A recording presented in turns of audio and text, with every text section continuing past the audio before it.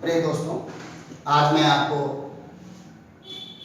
भौतिक विज्ञान second year electric conduction अर्थात वैद्युत चालन में अनुगमन वेग या अपवाह वेग के आधार पर ओम के नियम का निगमन बताऊंगा। तो सबसे पहले आपको इलेक्ट्रिक करंट पता होना चाहिए क्या होता है। आवेश के प्रवाह की दर इलेक्ट्रिक करंट कहलाती है। आवेश के प्रवाह की दर, समझ रहे हैं ना? आवेश के प्रवाह की दर इलेक्ट्रिक करंट यानी वैद्युत धारा कहलाती है। It means I is equal to Q by T, यानी कि T सेकेंड में प्रवाहित होने वाला आवेश वैद्युत धारा I कहलाता है। और इसका मात्रक जानते हैं आप कि एम्पियर होता है। और प्रत्येक चालक में मुक्त इलेक्ट्रॉन होते हैं और इलेक्ट्रॉन पर ऋणावेश होता है और उस पर आवेश जो होता है एक इलेक्ट्रॉन पर 1.6 × 10⁻⁻19 होता है। मान लिया कि एक चालक ए बी है, दिख रहा है आपको फिगर में। उसमें प्रति एकांक आयतन में मुक्त इलेक्ट्रॉनों की संख्या n है। इलेक्ट्रॉन पर आवेश E है, इलेक्ट्रॉनों की चाल v है और औसत वेग vd है। यानी कि जब हम किसी चालक के सिरों को बैटरी से जोड़ते हैं तो उच्च विभव वाले सिरे की ओर मुक्त इलेक्ट्रॉन गति करने लगते हैं। वैद्युत क्षेत्र के विपरीत दिशा में जिस औसत वेग, यानी कि औसत वेग क्या, लगभग 10⁻⁻⁴ मीटर प्रति सेकेंड से अनुगमन करते हैं, यही वेग क्या कहलाता है, अपवाह वेग या ड्रिफ्ट वेलोसिटी कहलाता है। कैसे? जब हम किसी चालक को बैटरी के सिरों से जोड़ते हैं तो मुक्त इलेक्ट्रॉन उच्च विभव वाले सिरे की ओर लगभग वैद्युत क्षेत्र के विपरीत दिशा में 10⁻⁴ मीटर प्रति सेकेंड से गति करने लगते हैं। यही वेग क्या कहलाता है, अपवाह वेग, ड्रिफ्ट वेलोसिटी या अनुगमन वेग कहलाता है। मुक्त इलेक्ट्रॉन जो है क्रमागत टक्कर करते हैं। क्रमागत दो टक्करों के बीच लगा समय क्या कहलाता है, शांतिकाल कहलाता है। क्रमागत दो टक्करों के बीच लगा समय, मुक्त इलेक्ट्रॉनों के क्रमागत दो टक्करों के बीच लगा समय शांतकाल कहलाता है। इसे हम टाउ से रिप्रेजेंट करते हैं। तो फिर थोड़ी सी डिफिनीशन और भी आप तो क्या हो जाएगा, Q बराबर, अगर हम ध्यान दें, अभी आपको हमने बताया था Q बराबर NEAVD, क्षेत्रफल इसका क्या है, A है, और VD इंटू कितने समय में, T सेकेंड में। तो धारा आपकी क्या हो जाएगी, I is equal to T से T कैंसिल हो जाएगा, NEAVD हो जाएगा। इसको इक्वेशन नंबर हम मान सकते हैं। अब आप यहाँ पे एक चीज और ध्यान रखेंगे कि धारा घनत्व क्या होता है। धारा घनत्व J बराबर I/A होता है, यानी एकांक क्षेत्रफल पर लंबवत प्रवेश करने वाली धारा क्या कहलाता है, धारा घनत्व कहलाता है। तो इसको दूसरी डिफिनेशन आप कैसे कह सकते हैं, किसी चालक में किसी बिंदु पर प्रति एकांक क्षेत्रफल से अभिलंबवत गुजरने वाली वैद्युत धारा को उस बिंदु पर धारा घनत्व कहते हैं, या एकांक क्षेत्रफल पर प्रवेश करने वाली धारा को धारा घनत्व J कहते हैं, या गुजरने वाली धारा को धारा घनत्व J कहते हैं। इसका मात्रक एम्पियर प्रति मीटर स्क्वायर होता है। अगर हम I की वैल्यू यहाँ पे पुट कर दें तो J बराबर NEAVD बाई A हो जाएगा। तो इंप्लाई दैट ये हो जाएगा J बराबर NEVD। ये धारा और अनुगमन वेग में, धारा घनत्व और अनुगमन वेग में संबंध आपका आ जाएगा। अब वैद्युत प्रतिरोध क्या होता है, सभी जानते हैं वैद्युत प्रतिरोध क्या होता है, कि वैद्युत विभवांतर और वैद्युत धारा के अनुपात को चालक का वैद्युत प्रतिरोध कहते हैं। V/I is equal to R होता है, या V बराबर IR होता है। तो वैद्युत विभवांतर और वैद्युत धारा के अनुपात को क्या कहेंगे, वैद्युत प्रतिरोध कहेंगे, और प्रतिरोध का मात्रक क्या होता है? ओम होता है। आप प्रतिरोध की बीमा बहुत पूछी जाती है, तो इसको भी हम एक बार देख लेते हैं। प्रतिरोध की बीमा,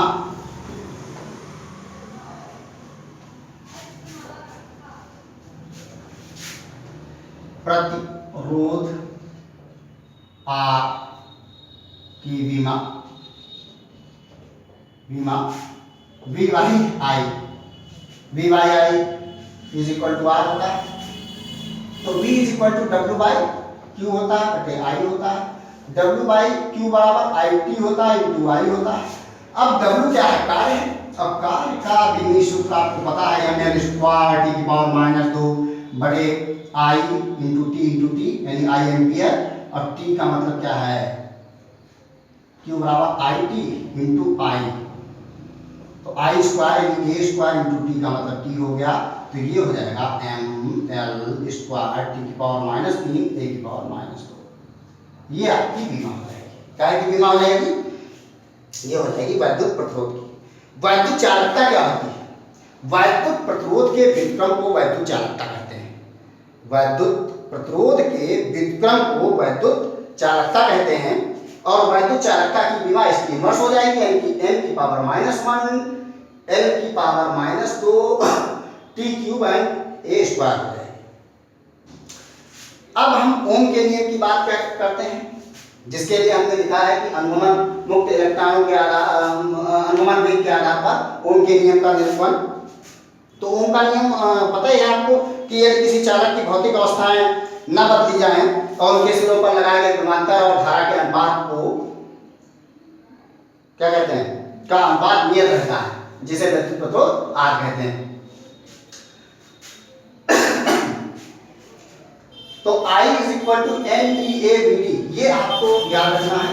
I is equal to N E A V D. कैसे याद रखेंगे? आप याद रखेंगे, माना कोई चालक प्रतिरोध ए बी है, जिसका क्षेत्रफल a है, इसकी चालक की लंबाई स्मॉल l है, विभवांतर v है, उसमें बहने वाली धारा I है, इलेक्ट्रॉन पर आवेश E है, अनुगमन वेग Vd है और वैद्युत क्षेत्र की तीव्रता E है। तो वैद्युत क्षेत्र की तीव्रता, अब वैद्युत क्षेत्र की तीव्रता यहीं पे समझने वाली बात है कि वैद्युत क्षेत्र की तीव्रता E इज इक्वल टू क्या हो जाएगी? वैसे तो V बाई D होती है, लेकिन यहाँ पे लंबाई L ले रखे हैं तो V बाई L हो जाएगी। ठीक है। और प्रत्येक वैद्युत क्षेत्र द्वारा प्रत्येक मुक्त इलेक्ट्रॉन पर एक बल लगेगा। तो F बराबर क्या होता है? QE होता है। और Q क्या है यहाँ पे? Q है यहाँ पे EE, तो ये हो जाएगा F बराबर EE हो जाएगा। प्रत्येक इलेक्ट्रॉन का कुछ द्रव्यमान होगा, मान लिया m है, तो गति कर रहे हैं तो उन पर कुछ त्वरण होगा। मान लिया त्वरण क्या है? a है, तो a इज इक्वल टू क्या हो जाएगा? F बाई m हो जाएगा। अब F की वैल्यू आपने क्या निकाली है? EE निकाली है, बाई m हो जाएगा। अब आप फिर से आप देखें यहाँ पे तो क्या हो जाएगा? a E की वैल्यू क्या है? V बाई L, तो A इज इक्वल टू क्या हो गया? E V बाई ml हो जाएगा। अब ये आप थोड़ा सा ध्यान दीजिए कि मुक्त इलेक्ट्रॉन गति करते हैं तो आपस में टकराते हैं। मुक्त इलेक्ट्रॉन धन आयनों से बार बार टकराते हैं और उनकी दिशाएं एक दूसरे के विपरीत दिशा में वो गति करने लगते हैं, वैद्युत क्षेत्र के विपरीत दिशा में।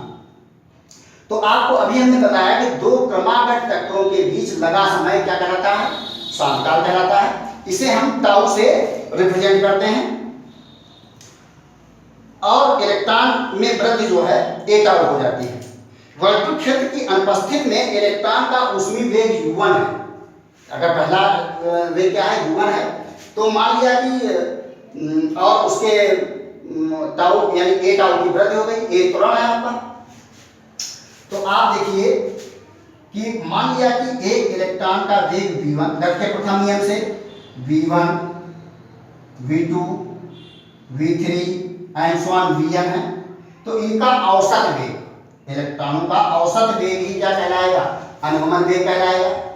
तो औसत वेग अनुगमन वेग होगा vd, ये हो जाएगा v1 plus v2 plus v3 plus so on plus Vn, कितने हैं, n है तो बटे n हो जाएगा।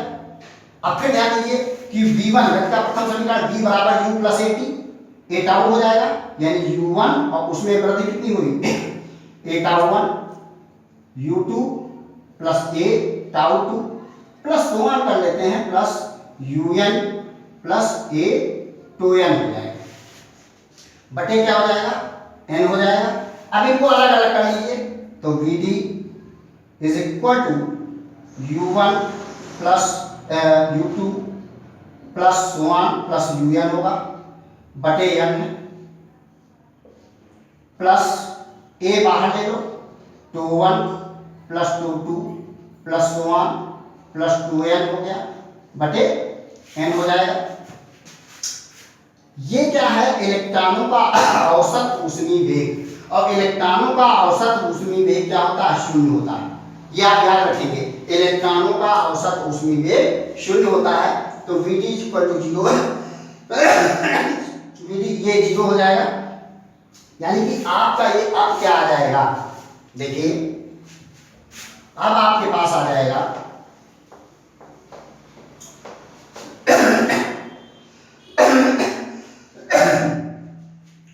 Vd is equal to 0 plus A tau, तो ये Vd इज इक्वल टू क्या आ गया A टाउ।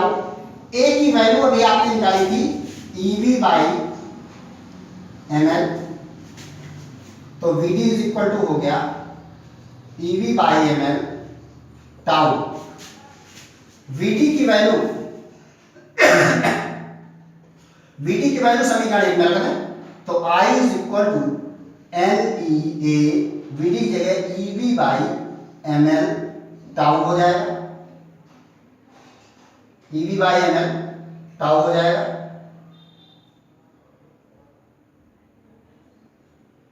टाउ हो जाएगा। अब आपको चाहिए क्या, इसको कर लिया V बटे I ml by NE square A tau हो जाएगा। अब आप देखिए ml बाई NE स्क्वायर, ये दिए गए तार के लिए एक नियतांक है जिसे तार का वैद्युत प्रतिरोध कैपिटल R कहते हैं, इट मीन्स V बटे I is equal to R, V बटे I is equal to R। यही क्या है, यही ओम का नियम है, यही ओम का नियम है। ये है आपका अनुगमन वेग के आधार पर ओम के नियम का निगमन। This is the very most important for the board examination.